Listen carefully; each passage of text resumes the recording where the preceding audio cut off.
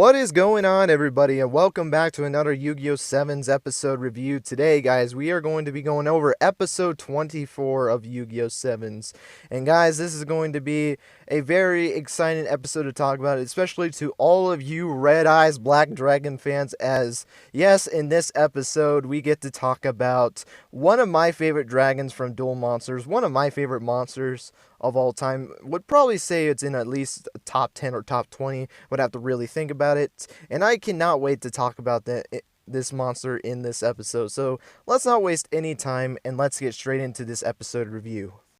So, what did I think of this episode? I actually did enjoy this episode. I liked episode 23 a little bit more, and there was a little bit of some flaws that I really did not appreciate highly of, but we will get to that going further down the line. I'll kind of explain some issues that I had with this episode, but overall, I really did enjoy this episode quite a bit, so let's actually get into it. So, basically, this episode starts off like what it was in the last episode, where, Neil actually summoned his ace monster, his YGG Drago Heavenly Tree Dragon, I believe is what the name of it was, and OTK'd Yugioh. We all know this. And he kind of explained maximum summoning a little bit more, as he kind of explained that he was able to put the missing code into Rush Duels, because there was actually a missing code in the Rush Duel programming, and he was able to hack in it himself and was able to put maximum summoning in there, which it is confirmed now that Maximum Summon is going to be in Rush Duel format. I am going to try to do a video on it if I can. I was going to try to do it yesterday, which was Monday, or whenever I upload this, but I was actually gone when this happened, and that's why this episode is coming out on Tuesday instead of Monday or Sunday, because I was actually out of town what this episode was. I was doing some stuff for Thanksgiving. Kind of did it a little bit early, and that was what the whole situation was, and that's why nothing had ended up coming up. I was going to do a theory video before this episode came out, but, well, after the episode came out, but haven't got the chance to do that. Might still try to get it in before the next episode. We'll just have to see. Probably not going to happen, because I still got a manga, well, no, I could still possibly do it. I can do it if I can get it out on Thursday. We'll have to see, but I'll probably still try to do a video on maximum summoning and it coming to the TCG and OCG, which, you know what, I'm going to tell that I'm excited to talk about some news at the end of the episode as well. It's something that's going to be big for the channel, or at least for me personally when it comes to expanding my channel and stuff like that. So I'll kind of explain that. It will probably be talked about in the next couple of videos just because of how big it is, or at least it is for me. But anyway, he kind of explains it. He ends up leaving. They send Yugioh and Co back to the top and gives them the second penalty, and he reminds them if they get 4 more penalties, it's over. Their accounts are deleted. It's game over.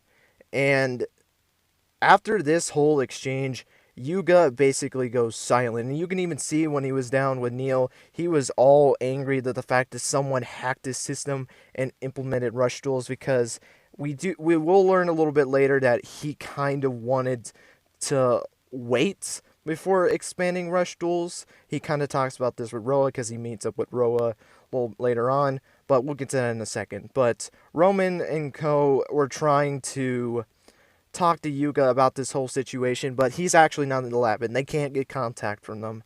So what they decide to do, or at least with Rook, and which Rook really surprised me this episode, he really took the initiative and say, like, you know what, we need to figure out a way how to beat this maximum summoning, because if we can't figure this out, we're gonna basically lose, because if they get the 4 more penalties, it's over. Their accounts are deleted, they can't do anything anymore, and their dreams, Rook's, Roa, and Yugioh's dream are all dead, which I don't know why Roa has done nothing other than this episode. He has not done to help Yugioh's crew and everything. All he did was just dual get it, and that was the last thing we saw from him. So that kind of sucks for his character when it comes to it, but not that really big of a complete there. But so they started going around. They actually were talking to people on how they can figure out which continuity be dang, because we see Geta in this episode. Why in the world is Geta in this episode? Obviously, we don't actually talk to him, nothing, there was no exchange that ends up happening. But if you remember from episode 18, he fell through that hole. Shouldn't he, what happened to Schrodinger? What happened to Arya? What happened to those characters that fell in the hole? Did they just say, oh, we're just gonna leave now? What the heck? I was so very confused on what that was, and hopefully they can explain that, because I don't know why in the world they just appeared out of nowhere, or at least him appeared out of nowhere, because that was Roman, Geta, and Yugioh kind of talking about any information on Maximum Summoning, because Gakuto talked to the board, and even Renze, the girl, was not able to get any information, but the three of them did think about the place where it all began, as Gakuto states, as they go back to the underground place where they first met Otis, and all three of them made it there at the same time. They actually, Roman tries to contact Yuga, but Yuga tells Roa, because he is at his place at this point, to not tell them that they're with him, and Roa obliges and then decides not to do it. And I will say, though, their dialogue was pretty interesting, as Roa was told the story of what happened with the whole maximum summoning and all that kind of stuff. And that's where Yuga then explains where he wanted to put a new mechanic into the game. He wanted to expand it on rush duels. However, he felt like it wasn't the time, because, and this is where I respect Yuga, because I feel like this is what Konami thinks when they're trying to make their new products for their new games. They try to ease people into the game before they start adding this kind of stuff in terms of 3-year spans, before like they added like synchros and fusions and pendulums, or well, they added fusions at the beginning, I mean Xyz, pendulum and links. They took time before they added that stuff in there. They even took time to get understanding of the board. Remember Vrains, they only used linked at the time, and when Konami thought it was right, then they add the older mechanics back into it, which I do respect. And that's kind of what Yuga was wanting to do. He was wanting people to get used to rush dueling before they started expanding on it, and I really did appreciate that. And Roa made the point, like, he's upset because someone beat him to it. They expanded the game and was able to beat him pretty badly, because he beat him in an OTK. Let's be honest here. So he kind of was struggling to kind of get the understanding of that. So, and even though Yuga was denying it and Roa was going at him, he even grabbed him by the collar and was trying to make him accept it. He lost that duel pretty badly, and someone tempered with his system. You can't go back unless you're going to delete the thing, which I don't think he's going to do. I think Maximum is just going to be the new thing. But Yuga kind of like is shocked at the point. We go back to Roman in the game, and they actually made up with Otis in there. And Otis says, you know what, I will tell you how to beat maximum summoning if you can beat me in a duel. However, there is a condition. And I remember the whole theory that was going around. In fact, someone did recommend me doing a theory video about it, and that is going to be done, about Mr. Goa and Otis being the same. This is going to be a point that I'm going to be talking about, because he knows everything that's been going on in this, which he's also worked at Goa, so I'm not surprised. But he mentions in this episode, and he says this before they accepted the duel, that no matter the result of this duel, whoever wins or loses, they are going to get 5 penalties if they accept this duel. It doesn't matter if Roman, Gakuto, and Rook wins.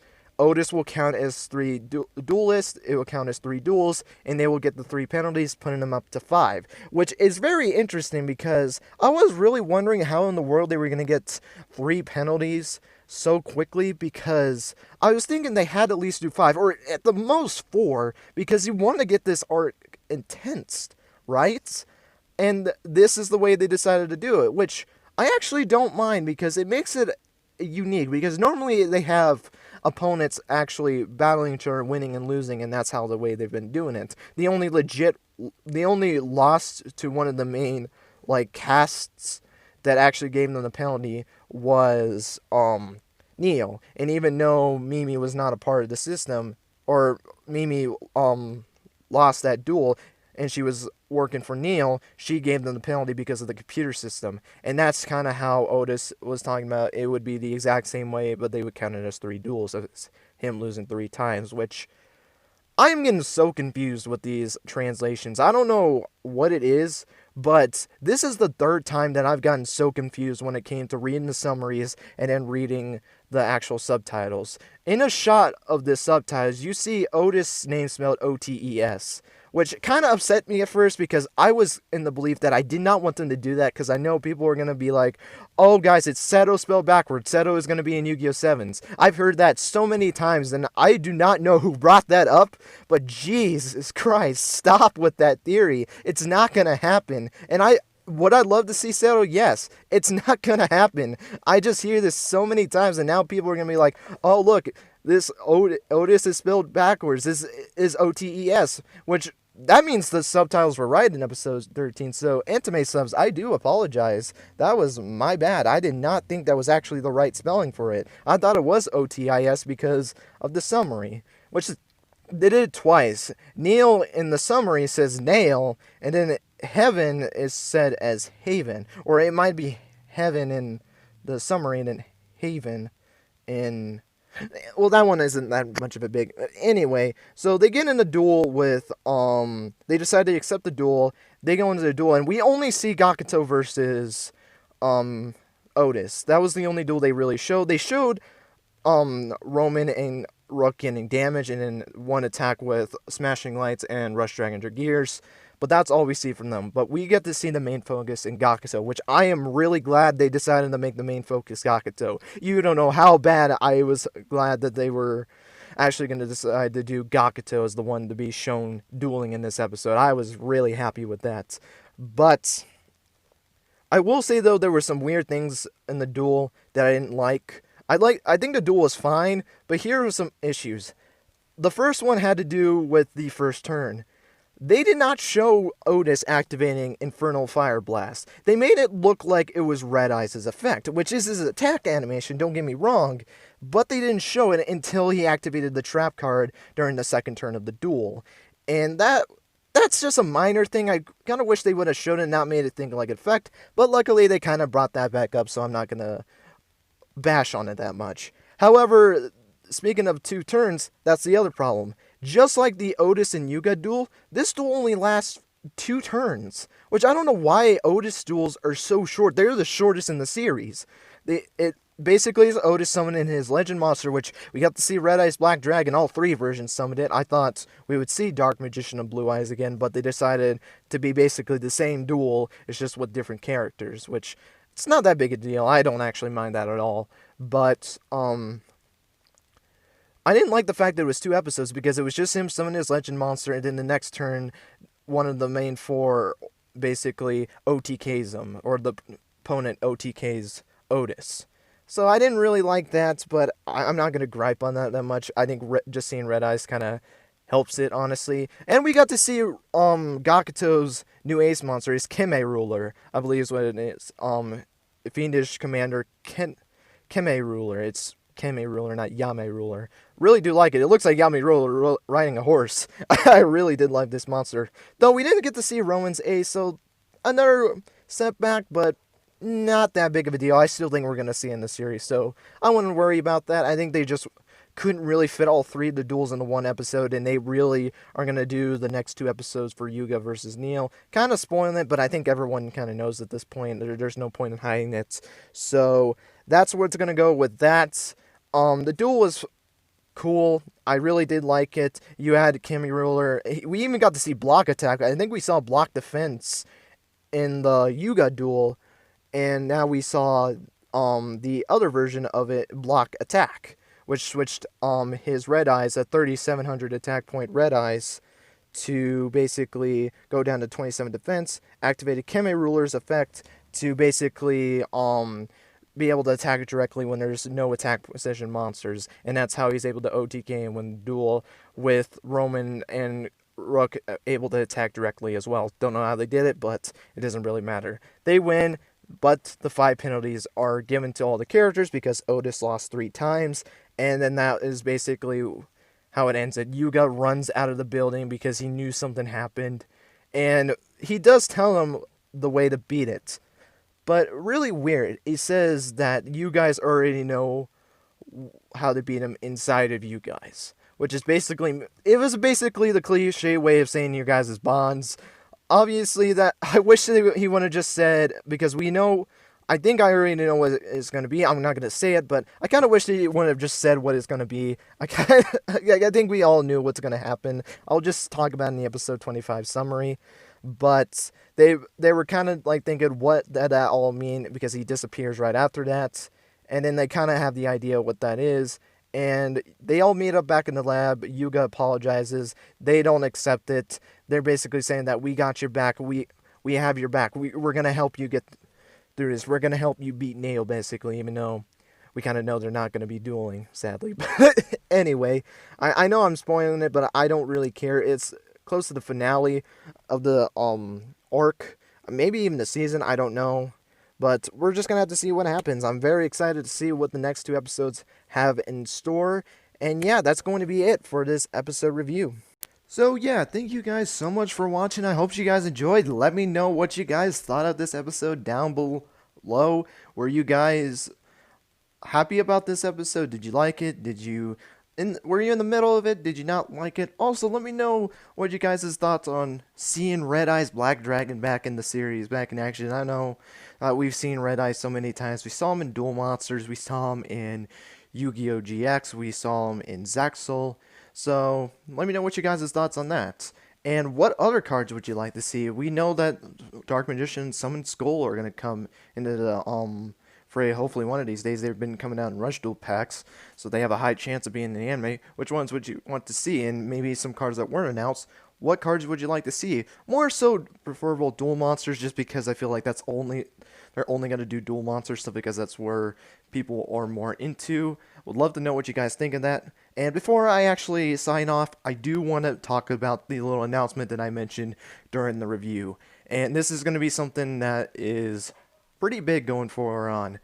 I have decided to open up a Twitter for Yu-Gi-Oh! Universe. I've been thinking about it for a while. I've only been branching on YouTube. I have not really done anything to promote myself more. I just post the videos and I've been hoping for the best, basically, which is kind of stupid. And, well, I shouldn't say it like that because that's not the way to do it. I just didn't have the time to really do anything with that. I didn't know what I was going to do with other social medias, but I think it's now time to stop hesitating.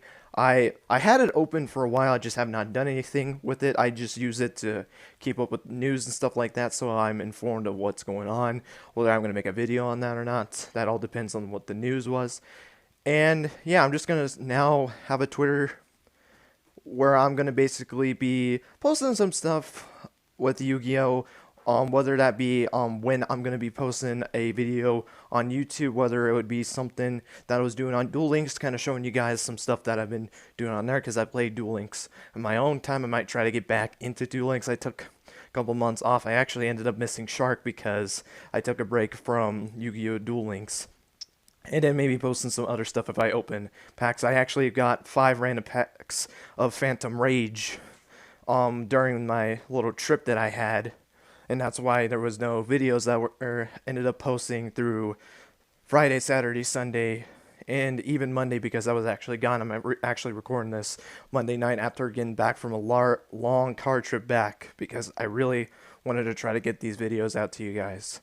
So that's another reason why I wanted to open it, kind of inform you guys what in the world's going on. If you don't hear from me for a while when posting videos, I just like to inform what in the world is going on. And yeah, so that's going to be the big news I was talking about. It's only going to be for Twitter. I thought about Instagram, but I don't really use Instagram that much, so I don't think I'm really going to use it. So I just decided to do it with Twitter. So if you guys want to go follow me on Twitter, I will have it linked down in the description below. And there's going to be a card at universe/Yu-Gi-Oh! That's where you can also find me if you want to search it up on Twitter yourself, if you're one of those people.